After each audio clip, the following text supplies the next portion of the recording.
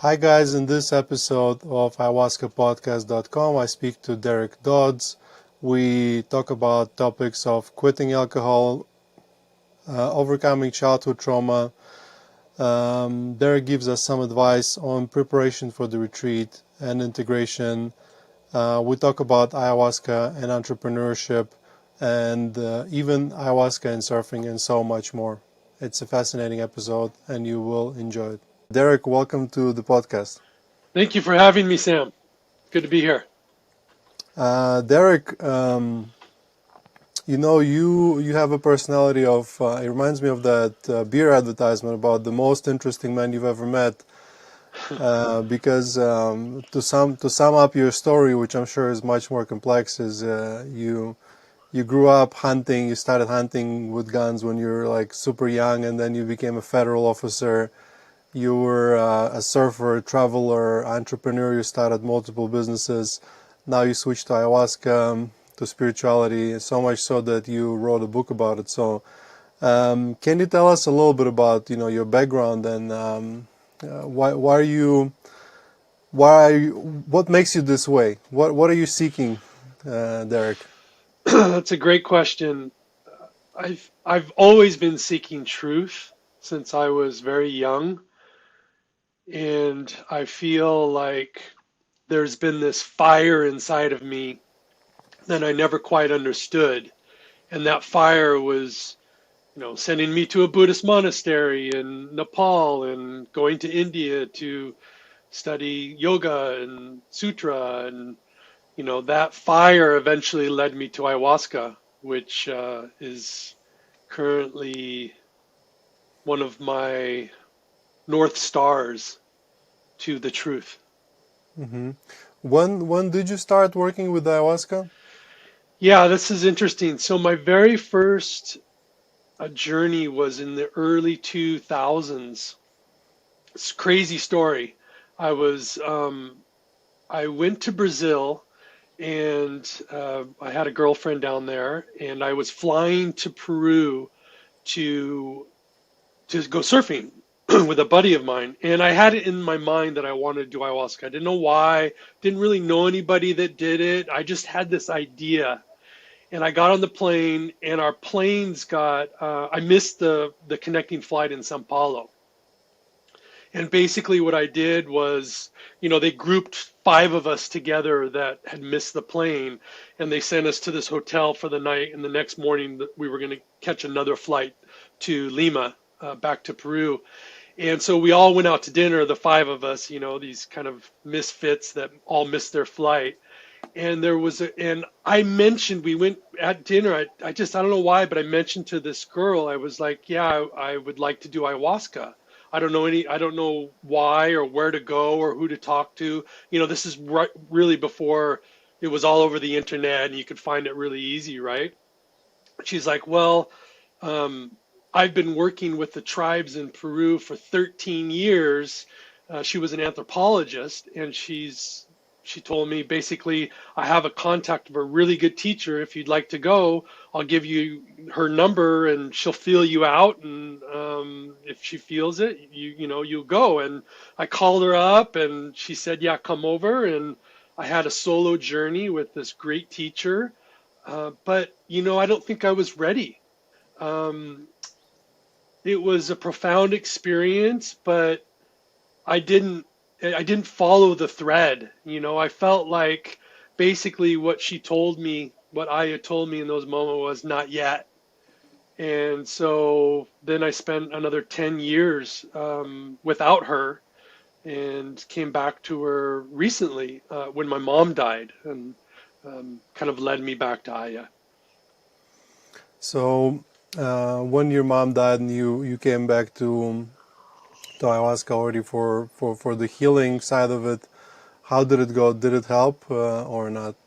Oh, totally. Yeah.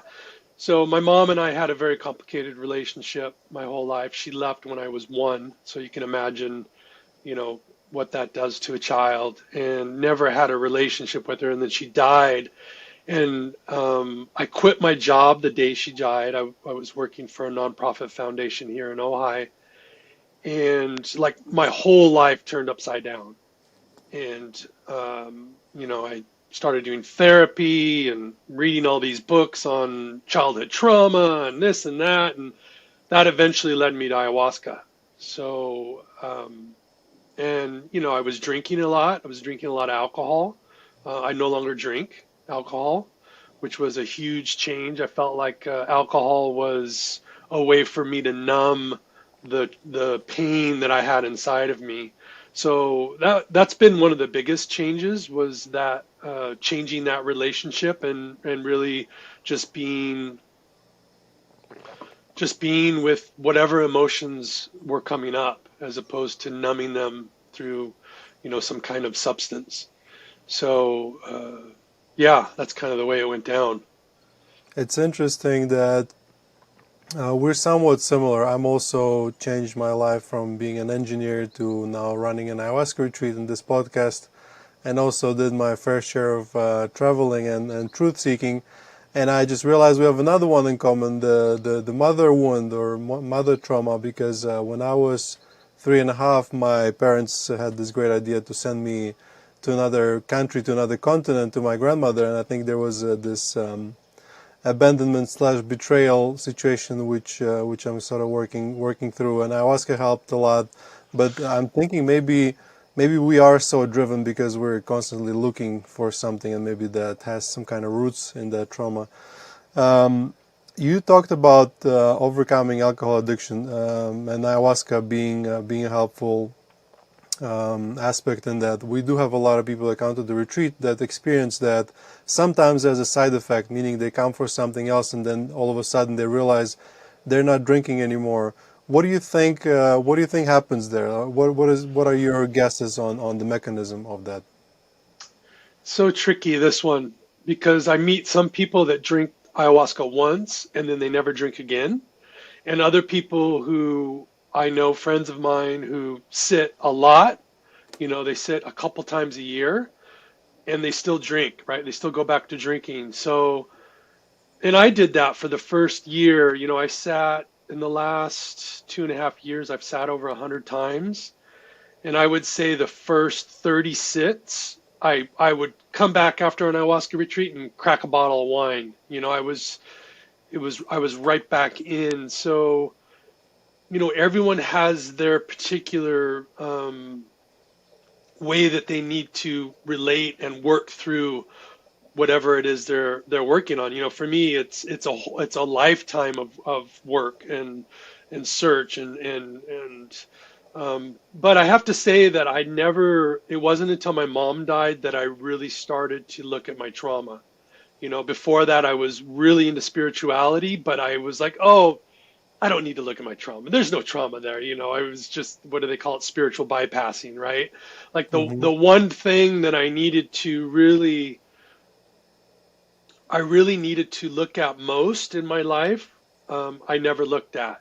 And, of course, the beautiful thing about Aya is it doesn't let you escape the shadows. It doesn't let you escape from the hidden places that you rather not go. In fact, she takes you there a lot. She takes you there pretty directly, And and then I just realized in that journey that, and this is the other interesting thing that I think happens to people that are on this path, is their group of friends start to change, right? Because, if before, all my friends, we'd go out and like drink, like that was our thing. Well, I don't do that anymore. So if you're a friend of mine that still goes out and parties every couple days or whatever, we're not hanging out anymore. But I am probably hanging out with somebody else that is, um, yeah, that is basically has chosen either not to do that or to hang out with me in a different way, right? So that's another big shift. Is it's not only the alcohol, but it's also who I'm relating to in my inner circle. And as we do this work with people in medicine, we tend to hang out with people that are in medicine. I mean, that's just the way it goes, right? They become our brothers and sisters, and so I feel very fortunate to, and it's hard sometimes, right? Because it's hard to let go of a friendship that you've had for 20 years, that's, maybe rooted in certain traumas, actually, that you were in that relationship because of the traumas. And then now you're further away from those traumas, let's say. Maybe you haven't, healed everything, but you do have some distance. And it's a grieving process to to lose those friends or to create distance with those friends. So that's a tough one, that not too many people talk about. But what I've seen in my life is my circle's really changed, circle around me. Yeah, when we get couples that come to ayahuasca retreats or people that are in a couple but they're not drinking together, I always warn them that couples who grow together or drink ayahuasca together, they stay together. So if you have a friend or a couple that they're not really working on themselves, slowly but gradually you sort of shift away and you float away, and one day, years later, you realize like, why am I even spending time with that person when all of a sudden you can kind of see from a distance like how it used to be, and that's, it's maybe a negative environment, or the person might be a little bit toxic, but you're no longer toxic or no longer willing to accept that toxicity. You mentioned that your healing journey would really began when you started accepting that something was wrong. I think that's an important part of it. Like before you start anything, you need to accept that something is wrong, and that's really hard because we create those stories for ourselves about how perfect we are, and yeah, some people hide behind that spirituality when they say, I did that many ceremonies, I did this kinds of medicines, and in reality they're not accepting to go deeper. So for me personally also was a difficult shift to accept that I need to change. So you talked a little bit about, obviously this is one of the pitfalls, right? So what other pitfalls should people avoid, people that come to ayahuasca for the first time? Because you've written an entire book on the topic. Your book is called Ayahuasca Beginner's Guide, How to Prepare for the Ceremony. So can you talk a little bit about how to prepare, what to avoid, Yeah, sure. So I think one of the biggest things that I see is that people don't take dieta seriously, right? So I don't know how you set up your retreats, but all the teachers that I've worked with have been very, not strict, but the protocols for dieta have been very clear, right? And the whole, as you know, the whole idea of a dieta is that you're preparing the vessel so that the ayahuasca, when she enters, she doesn't have to fight so hard with the toxicities and, all of the things that people normally put in their body. And I find that a lot of or not of beginners and people and just some people in general, they don't take the dieta seriously, um, and that has a big influence on their experience. Because if you're if you're not restricting yourself and you're doing all the things that you normally do, and that includes also taking time to yourself and being quiet and being in nature and slowing down. But we are vessels of what we put into our mouth. So and Aya knows that. She feels that when you show up, if you've done a good dieta, then she'll bless you with her beauty. But if you haven't, she'll tear you apart. So dieta is a big one for me. And then, doing a digital detox, like, the day or two before, getting off the internet, getting off social, being quiet, having clear intentions, thinking about your intentions. And then after is also a super important time, right? After is, I would say that give yourself also a 1 or 2 day buffer on the backside too, because you're raw. You're like, that's where a lot of magic actually happens in those couple days. And then integration is another. It's not a pre, but I would say it's just as important to have an integration. So that's one of the biggest things that I see is not taking dieta seriously, and then not having the tools that I talk about in the book um, to help in those difficult moments, whether it's breath work or it's mantra or it's positive thinking. I give some examples of using love, where you're feeling dark energies, and so there are a lot of things that there are a lot of tools that we can bring into the ceremony to help us mitigate those difficult moments. And the other one that I have to say that I think is so important, if you sign up for a retreat and you have a difficult first night and it's either a 2 or a 3 day retreat, do not leave. Like I see a lot of people, they get freaked out and they leave after the first day. You don't have that problem probably in the jungle because they've come there, but a lot of people in the urban environment, they drive and they're there for the weekend, and when I see people leave after one night, I'm like, oh, it's too bad, because so much happens, especially if you sit a first time. So much happens that first night. One of my teachers, Natasha, she calls it the washer and the dryer. The first night is the washer, right? And the second night is the dryer. And I feel like if you dedicate yourself to sitting, sit the whole ceremony. Do not leave, no matter how much you feel. And I felt this probably for I would say my first 30 sits, bro. I would be in the sit on the first night, either a 2 or 3 dayer, and I'd be like, man, there's no way I'm doing this tomorrow. I am leaving. It's first thing in the morning. I have to tell my friend, look, he's got to find a ride, somewhere else. And I've felt that many times. But of course, I never did leave. I always woke up and with a resolve and a dedication to keep going. So it's okay to have the feelings, right? But like, what are the actions? Like, we have to really have to make a commitment to our actions. And it's always been great whenever I've stayed, for sure. Yeah, I Yeah. agree with you 100% on everything from preparation and the diet, integration, the tools, and especially that part about not leaving.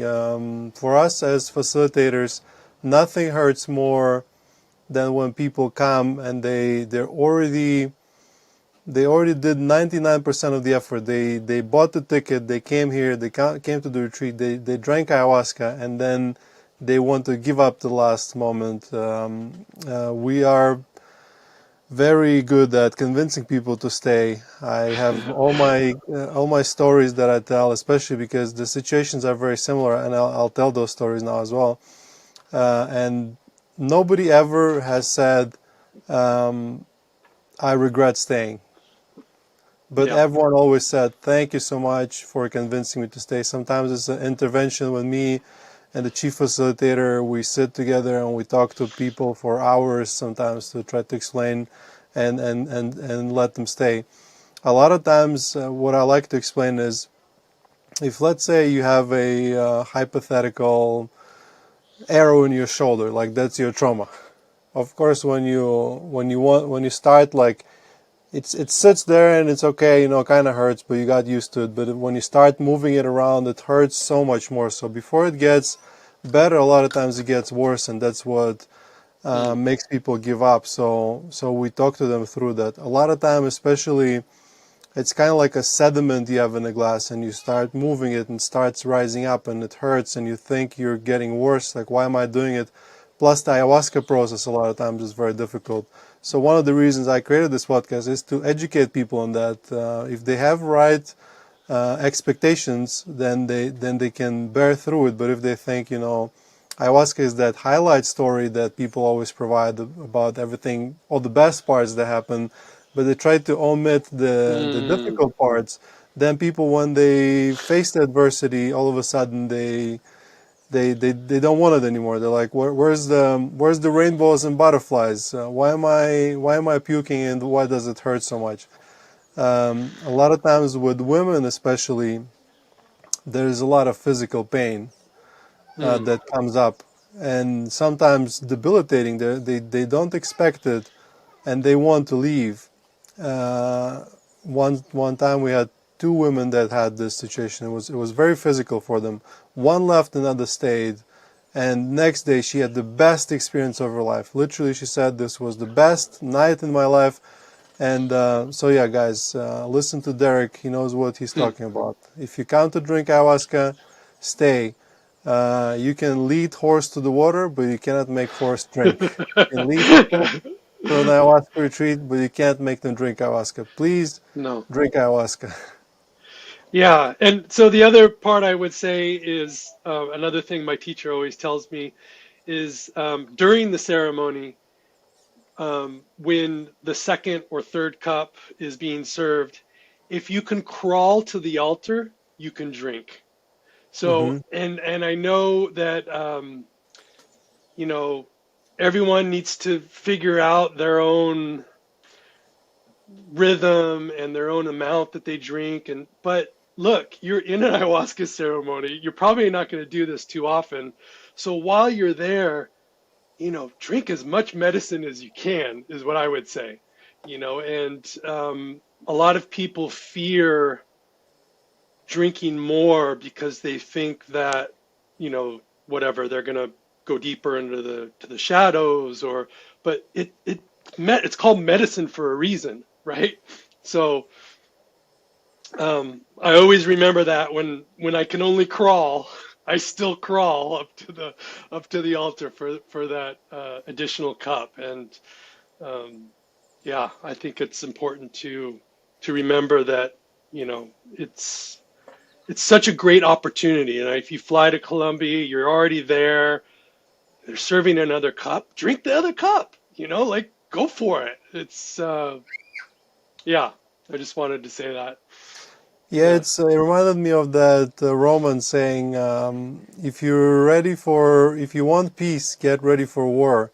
It's like if you want the mental well-being and peace in your life, then you need to go through war at the retreat. It speeds up the process greatly of the suffering, and it gets out of your system quicker. There is another side to what you just described. We have one of our patients, as we like to call them, Naomi. If you're listening, Naomi, she's a great lady, but she's just so ruthless with more ayahuasca. She sometimes we have to carry her to the altar. So we have Yeah. another rule, which is if you cannot get to the altar, you're not Yeah. getting another cup Yeah. because I think that's totally fair. Like I said, crawling's fine, but yeah, yeah. if you have to be carried, that's different. Yeah, you also mentioned, the post retreat feeling or state in which you're suggestible and you're raw, and you need to, everything comes in so much stronger. What do you recommend people do with that opening Mm. in their conscious or subconscious? Well, listen to the music, listen to ceremony music, which is after ceremony is great, right? Get a hold of a playlist of icaros, and if the teacher that you sit with has a list from the actual ceremony. My One of my teachers, she released her list post ceremony, which is such a beautiful way to anchor yourself back into ceremony while you're outside of ceremony, right? So I love that. If you play music, you'll find a sensitivity to your playing that isn't normally there. If you sing. But the icaros for me are great. And then, you know, I would always sit. I always sit with a teacher or a group facilitator that offers integration. I don't think I've ever sat with any teacher that didn't offer integration. Both, usually have integration circle after the ceremony the next day, but also, like next week or a few days after, right? Because that's kind of that becomes the for a lot of people when they go back to their own, regular lives, they feel disoriented. So I find that people in that, like that first week, they need the most help. And don't be afraid to reach out. I'm sure. Well, I know that there are a lot of integration coaches out there. There are, if you have a therapist, I worked with a therapist for a long time, and she and I, after every ceremony, we would always do an integration call. And if you're doing ayahuasca, tell your therapist, please. You gotta be honest about this stuff. And that was always super helpful, right? Because she came at it from a particular point of view and really helped me integrate through the things that I was uh, dealing with. So, and she already kind of knew, right, my story, so it was perfect. So therapists are great, integration coach, stay connected to the music, pray, hape. I'm a hape user, so continuing hape use the days after ceremony is super important, and you'll notice that you're still open, right? I've had some openings after ceremony bigger than while in ceremony. Like they've just just moments of clarity, or some kundalini stuff might happen. So yeah, just and then keep your dieta going. I would say keep your dieta going for a couple of days. Maybe if you stop sitting on Sunday, you know, run out to Wednesday or something. Keep your dieta going, and do the things for your body like yoga and whatever, walk in nature. So that's why when people sign up for a weekend ceremony, for me, it's really a week ceremony, because you have 2 days before, 2 days after, and then your days of ceremony. So you really have to think about that whole, like getting off work, going to the ayahuasca ceremony Friday and going back to work on Monday. That's really rough, and I would not recommend that. Look, it's better than not going to the ceremony. If that's all you can do, then go for it, But ideally, you need space before and space after to really get in, feel the flow, feel the magic. Um, and there's this thing that's common also, is this kind of, sometimes there's a post ayahuasca depression that sets in, because you've come off this euphoric high, and then you might feel depressed or low. So having somebody to talk to about that stuff, another person, what I find helpful is, getting the phone number of somebody that you went through the ceremony with, checking in with them, do a little mini integration group with them, you lived something with that person. And so sometimes that can be helpful too, to just kind of reconnect in that way. Hmm. Yeah. Totally agree, Derek. All is good advice. Similar to what I tell to people, including the music and rape as well. The post ceremony period is when you do everything that your mom told you to do, or your all the good advice. This is the time for you to implement it, because if you start good habits, they just stick so much better. And meditation, being in the nature, journaling, everything. Mm. You mentioned integration. I think it's an important topic for you guys that are listening. If you're looking for a counselor, as Derek says, find somebody who at least knows you're doing ayahuasca, but even better so, done ayahuasca themselves and understands what you're going through. Yeah. You can get a lot of therapists, and I've heard those stories. They will shun you for doing it. They'll say, you're crazy, so fire that guy. Don't do it. And yeah, for example, we do have an integration coach that works remotely, so we normally send people his way. And a lot of times, when people come to the retreat, they get really bonded. And as you say, they create those little mini Zoom calls to keep doing. We do word circles during the ceremony. They do them digitally, and it's hard for us because we have so many groups. It's hard to oversee all of them, but they basically continue with the culture that has been created. So let's talk a little bit about um, you're a spiritual person. You had a spiritual practice before you came to ayahuasca. Now it's ayahuasca. So how do you combine your spirituality and your entrepreneurial journey? Hmm. Not easy, I'll tell you that. I mean, I think I go through moments where I forget everything but my journey, and then I have to kind of bring myself back, right, to remembering that, like I have to like have money and food and all these things. And so that's been a real challenge for me is balancing the two, especially if I just went to the jungle. I went to the Amazon, and I was there a couple of weeks with a tribe, and I came back and I was really disoriented, right? It was like I was just looking around my house going, what is all this stuff, I just felt so overwhelmed by my life, after being in the jungle with just a backpack and, um, so that hasn't been a real easy journey for me, and it's something I'm still dealing with, and part of me is like, well, maybe I combine the two, right? But I don't know that that's the answer either. Like you've done that, right? You've combined it. You've started this retreat, which is beautiful, but I don't know if that's the answer. I think the two lives can live side by side. Now, of course, there has to be an alignment. Like, I'm a longtime vegetarian, for example, so I couldn't like be a butcher and then have a butcher shop and then be a vegetarian, right? So, like, there has to be some alignment, some coherence between what you're doing and the things you're either learning or studying or feeling. So that's probably the more important thing is there's that coherence.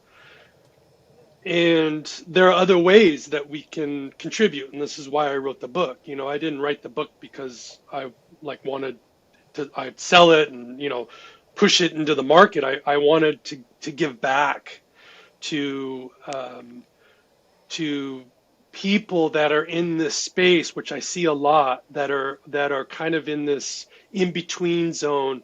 They feel called a little bit, but they're not quite sure. They don't, they just haven't got over a certain hurdle in themselves to go and actually sit. And so I wanted to give them an intellectual feeling that they could have the tools and be prepared to get over that initial fear and sign up. That was the original reason I did it. And the other part, and the reason I use ceremony in the title, is that it is a ceremony. Like our society has lost the feeling of what a ceremony is, right? We think ceremonies like Christmas, and well, it is for some people, but this is like ayahuasca is a moment to connect with the divine. It's a moment to really connect with the sacred spirit, the sacred heart, the sacred energy, the cosmic bliss that is available. And that can show up in a lot of different ways, and it shows up for people differently all the time. But it really is a ceremony, right? It's a moment that you put aside a part of your life and you say, okay, I'm doing this thing, and it's really important. You're not just going to an event, you're not just like going to drink ayahuasca, and it's like that's why I love it so much. I really feel like the ceremonial aspect of ayahuasca is very important. And it's a moment to honor yourself and to honor the things, the mysterious aspects of life that we want to know, that we want to feel, that we want to um, really get closer to. And so, yeah, that's the way I've approached it. Yeah, in our effort as a society to sort of simplify things and also unfortunately so commercialize things, the ceremony was removed. It was one of the first things to be lost, and I'm afraid something similar can happen to ayahuasca. The desire to sort of put it in the pill and just take it and not have the ceremony. But we need ceremony as humans. We grew up as species. Sitting up around the fire, and it's a ceremony in itself. What you talk about, I really vibe with. The how difficult it is to combine entrepreneurship and spiritual work, because it's kind of like they're very opposite energies. It's like when you create a business and you need to pay money, money comes in, money comes out, and you're building something, and the stress, and it's like the opposite of it is the ceremony. Mm. You calm down, you relax, you don't think about money. It's if you ever tried talking to ayahuasca about money, which I tried a couple Hmm. times, when money was a problem, it just told me, don't worry about it. Don't worry about Yeah. it. It's not important. The money will come. Like, don't worry about it. So um, Mm. it's an interesting thing. Like in my personal work here at the retreat, I try to, for example, take care of the money in the beginning, and then not talk about money for the entire length of the retreat. Just like, because it's a very different energy. Like. Yeah. But at the same time, you also need to be open that it is a business, and we have to pay taxes and pay the workers and pay for all the improvements. And yeah, it's a difficult balance. But I personally, for myself, I've decided I drink ayahuasca once a month, and it helped me immensely when I get, in a burnout state territory. I just go back, drink ayahuasca. It puts me back on my way. And I've also had help from ayahuasca, because it was from ayahuasca itself that I got the message that I need to work with the medicine, which Mm. led me to finding a retreat. So, in your own experience with working with plant medicines, did you notice it being a help, or maybe get some ideas or some specific push to guide your business or your businesses in a specific direction? Yeah. Um, all of the above. For me, it really released creativity, and so I painted a lot as a kid, and so that came back, and but also the creativity for business, right? So interesting how like first it came back through painting and drawing, and then it kind of worked its way into the entrepreneurial side of my life, and like was redesigning stuff, and so for sure it has helped me in that aspect, and it's also helped me. This has been more recent after the jungle. I've been more focused. Like for a long time, I felt like I was a little bit in this ayahuasca haze where I was only interested in that and wasn't really caring for my businesses in a way that I needed to. I needed to show up. And I remember having several intentions in ceremonies. I kept asking I was like, you know, what is my soul path? What is my journey? I was like, show it to me. Because you have some people that come into ceremonies, they're like, oh, I saw my whole future and I'm gonna do this, and I never have that, right? I was like, okay, this is the time. I come on, show me. And what she has shown me over and over when I ask that question is she says, lead your life from your heart. That's it. Like that's all you have to do is just drop into your heart and lead your life from that place, and everything will unravel the way it needs to unravel. And she gives me that lesson over and over again. It's so amazing, and it's of course I want something more specific, but she gives, she tends to give you like the more, well, she gives me the more broad, strokes. She's like, okay, just leave from your heart, I'm like, okay. So yeah, Yeah, ayahuasca rarely gives you what you want, but it almost always gives you what you need. you need for sure. Yeah. You said once in one of your interviews that when you drink ayahuasca, you kind of discovered the divinity and all the doubt was removed. Can you Mm. talk a little bit about that? Yeah. So this is a bit of a I want to encourage people to really stick in the journey. I hear a lot of people say that they drank once or twice or three times and like they're done. And I feel like unless you've sat, like 30 times, I think would be a good goal. You haven't really uncovered the magic.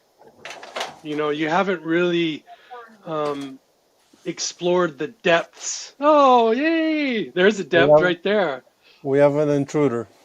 He That's was okay. knocking on my door, so Oh, hope you don't beautiful. mind, guys. Carry on, Derek. Yeah. S- uh, so what I feel is, for me, I'll talk about a little bit about my path. It's been like the first, say, 15 sessions are it's like dating somebody, right? Or meeting your partner. Like you got to get to know them. Like you go in and you get to know who they are, they get to know you, and you're hanging out with them, you know, um, and then like 15 through I don't know 25 or 30, you're starting to, for me, is that's when I really went, the trauma was really revealed. So I got to know her in the beginning, and then as soon as I was also comfortable with her and she was comfortable with me, then we really worked on the trauma, right? We just went for it. And then after that, maybe 30 or 35 sits, I started to feel a different energy when I sat. I felt I wasn't getting to know her. She wasn't getting to know me. I wasn't, I was no longer, there was no vomiting happening. I wasn't purging. I was connected to the icaros in a new way. I was connected to the prayers. I was connected to the energies in the room, however they were showing up. And I felt like, this is where I sit now when I sit. The ceremony is a prayer. The whole ceremony is a chance for me to pray through the songs, through through my breath, through my body. Like it's a moment to really be in connection with the divine. And so that's been my kind of the evolution of my journey. And getting to that place was not easy, and it took a lot of sits and it took dedication and work. But I've never felt more connected to something mystical and mysterious in my whole life. And, I've spent my whole life kind of searching or working in different modalities and different traditions. I worked for the Krishnamurti Foundation for 16 years, so I was like, in this spiritual organization for a long, long, long time. And ayahuasca brought me a connection that I never had in all that other work, all that. A lot of it was very intellectual, like so it brought something. It brought something into my heart and opened something that allowed me to connect in a new way that I never never knew how to get to that place, right? I never imagined how to get to that place. And so, yeah. And I still don't know what it is, right? I still don't know, like, I don't understand it. Um, I can feel it sometimes, and there are times I feel super disconnected. And this is where, like you said, when I'm starting to feel disconnected, I do a mushroom journey or I do a ayahuasca journey. I also sit once a month, which I think is a really good cadence. Once a month is a beautiful, beautiful way to stay connected, but also give enough room for integration, right? So you're not just stacking on top of each other. You're giving some room sometime every 2 months. So yeah, it's this dance, right? Where I'm getting close, then I feel disconnected, then I go back, and I'm actually doing this course right now with the the podcaster, the Emerald. I don't know if you've heard the Emerald. If you haven't, you should really listen. It's an amazing podcast.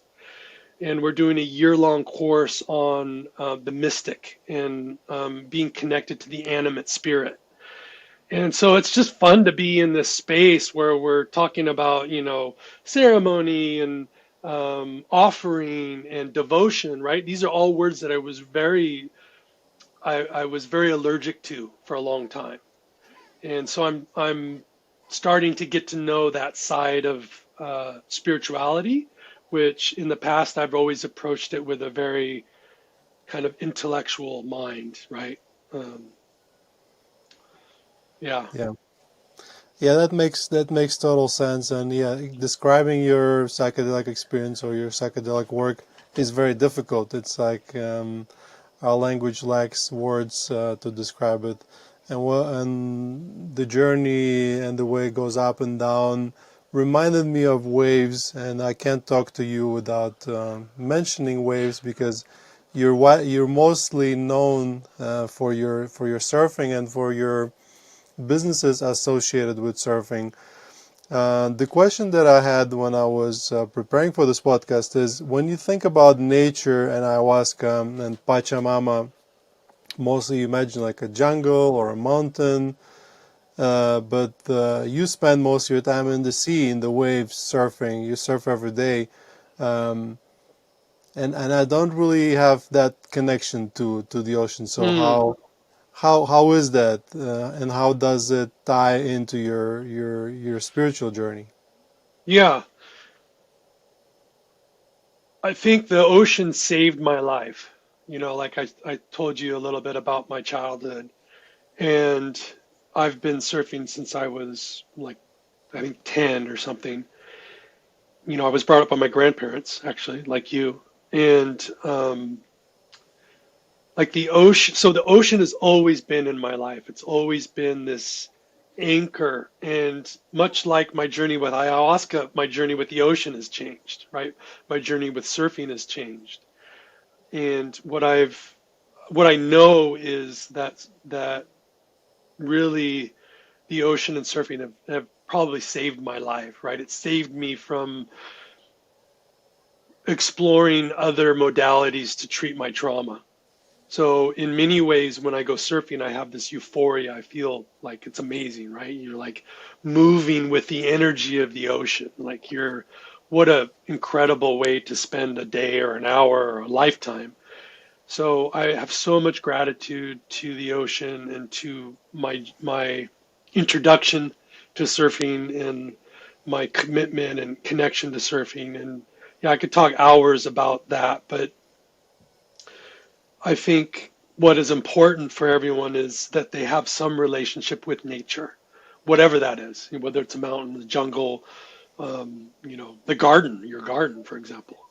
And so I've always had this deep connection with nature through surfing that uh, has taught me so many things, right? I mean, it's much like ayahuasca, right? You're surfing and you're with your friend, and there's a protocol in surfing where one person always, person in position, it's their wave. Sometimes you take the wave even though it's not your position from your friend, right? So you see your ego, you see your selfishness, you see your aggression. So all of life is revealed to you in these moments of surfing. You're out there on a really big day. You see your fear, right? So all of life, it's like this constant teacher has been with me for so long, and both punishing me and giving me beautiful insights into myself and into the world, and not to mention all the places I've traveled all over the world, and I've surfed, some of the best waves, usually with community, right, with friends, which is such a gift. And yeah, like mixing the two is like ayahuasca and surfing is it goes hand in hand, and I don't know a lot of surfers that do aya, but the ones that I do, I really connect with. I like, oh, okay, Hmm. you get it. Um, I yeah. believe surfing can be a form of integration as well. That's beautiful. I love that. You're right. Yeah, and sometimes I'll actually surf during an ayahuasca weekend because I sit here in Santa Barbara and like I'll after Saturday after the Friday night I'll go surf and then go back for the Sunday night, and that's amazing. Like surfing in the between glow of Aya and the ceremony. I always felt, and I haven't seen this, I always felt like a surfing Aya retreat would be awesome, right? Even for people that don't surf, just getting into the ocean between ceremonies or after ceremony would be a beautiful, or in a river too. I mean, we did that in the Amazon. We got into the river, but the It's a great ocean has idea. something different. Yeah, It's a great. Let's do it, Derek. maybe We have maybe ayahuasca. You have servings. You retreat have number servings. two. Yeah. Yeah, I know if I there's open a second location, I would probably go to the beach. yeah Yeah, there's there's good something surfing in about that. Colombia actually. There's actually really good surfing. Yeah, Okay, let's throw it out there in the universe, and if it has to happen, it will happen. I love Uh, it. it was a fascinating conversation. I really liked. I enjoyed it, and I think we brought up some topics that can benefit our listeners who are sort of trying to navigate their path in this ayahuasca world. Derek, where can people find you, learn more about you, or find your Yeah, books, for example? yeah. If you go to my website, which is my name, Derek Dodds, DODDS.com, then my Instagram page is there, and then I write about an article a month. So I wrote about my journey to the jungle, and there's a great article on hape there if you're starting out with hape, and I write about some of my teachers, some of my guides like Ganesh or Hanuman, really connected to the Indian lineage. I also went to Egypt last year, and so I write a little bit about my connection to Ra and Osiris, and that could be another fun conversation. But Mm. yeah, Yeah, definitely, because on ayahuasca sometimes I see pyramids and a very Egyptian style theme. I don't know where it is yet to be explored. Guys, check out Derek's website. Check out his book. I'm sure it's a good summary for the beginners. And Derek, thank you so much for coming and sharing with us tonight. Guys, you've been listening to ayahuascapodcast.com. As always, with you, host Sam Believ, and I will see you in the next episode. thank you, Sam. Appreciate the interview. Guys, I hope you enjoyed this episode. If you like our podcast and would like to support us and psychedelic revolution at large, please follow us and leave a like whenever you're listening to this podcast. Nothing in this podcast is medical advice. It's intended for educational purposes only.